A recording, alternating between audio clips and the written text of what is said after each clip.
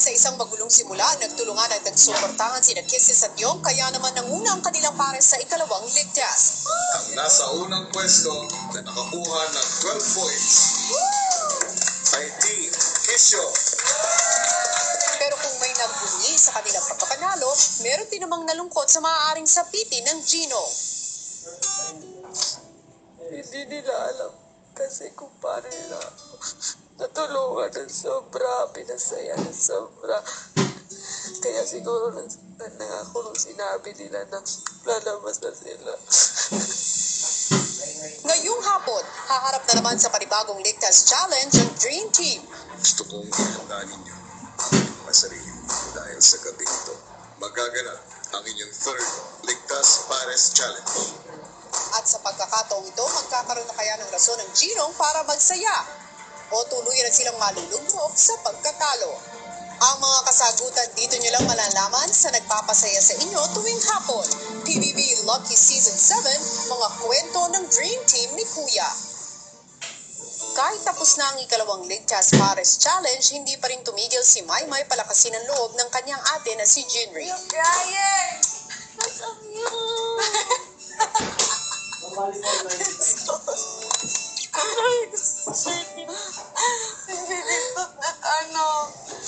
Because of I lose. It's just refreshing to see someone who actually is rooting for you even though you're in a competition. It's the first time that I actually feel like someone means for us to stay even though it's a competition. Matapos makausap ni Maymay si Jinri, napanumbalik nito ang kagustuhan nilang lumaban para sa mga sarili kaya nag-usap sila ng diskarte sa ikatlong ligtas. Bottom naman din talaga kami kanina. And we're only 3 points. So the only situation is we have to get 5. Hindi, parang ayaw ko lang makasama sila kaysa sa nomination. Mahirapan si Maymay. Then the only way is for corner to get 1 or 2 points. Or 1. But you know them naman, they won't get 1. I hope so. Next task is endurance or something like that. Maya-maya pa ipinagtawag na sila ni Kuya para sa magiging hamon nila. Gusto kong ihanda ninyo ang inyong mga sarili dahil sa gabi ito magaganap ang inyong third Ligtas Pares Challenge. Are you ready, the both of you? We talked last night and he said he wants to win the last challenge. So I know that he's ready and I know I'm ready. Kung ano nung maibibigay niya dito sa last task, syempre susuportahan ko po. Para sa ikatlong Ligtas Tandem Challenge, magtutulungan na magkakapare sa pag-control ng isang maze gamit ang mga lubid na hihilahin para magbigay ng direksyon sa isang bola. Kinakailangan nilang maipwesto ang bola sa gitna ng maze habang iniiwasan itong mahulog sa mga butas. Ang pinakamabilis na pares na makapaglalagay ng bola sa gitna ng maze ay bibigyan ng 5 puntos at ang pinakahuli naman ay 1 puntos. Ilang saglit pa dumating na ang oras para sa ikatlong Ligtas Pares Challenge. Nagulat po ako na kasi yung game na yan po kuya, bata pa ako may game na po ng ganun. Na maliit po yung sa kamay-kamay ko lang po. Ang inyong third Ligtas Pares Challenge ay magsisimula na in 3, 2, 1, go! Right? Left. Siyempre, kailangan po namin manalo talaga. Kailangan namin makahabol. Itsura ng maze ko ay hindi perfect. So, may mga flat sides. Siyempre, may mga dead ends, may mga tamang daan, may mga kanto. Pero, most of the kanto, kung saan pwedeng magpahinga ang bola, may butas.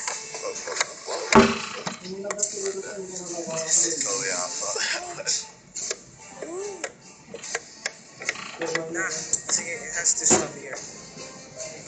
Sige ko, pag ganun. Ha? Magda-down ako doon na. Wait.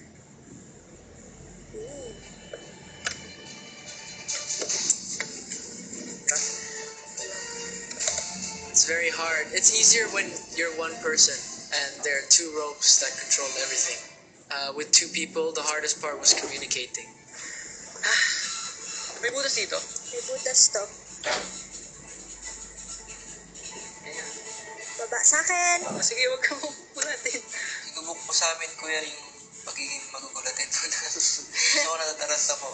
Aminin ko po talaga, nervyoso po akong tao. Kung aminadong nervyoso ang Team Maclis, ang Team Hoarder naman kalmado. Slow and steady wins the race.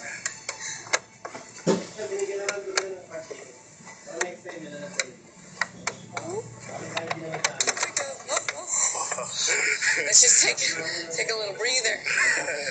All these tasks take two people, and it takes the cooperation and good communication, good teamwork to complete these tasks. You have to talk to me.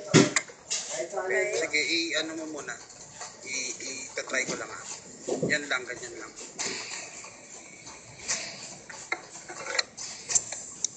What are we doing wrong? Inisip ko na din na talagang ito po yung pinakamahirap.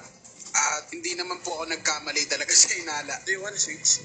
Kasi I can how to ang hirap po kasi parang nakakangawit na, mararamdaman mo na rin yung pagod dito sa mga braso. Siyempre may inip ka na rin nararamdaman.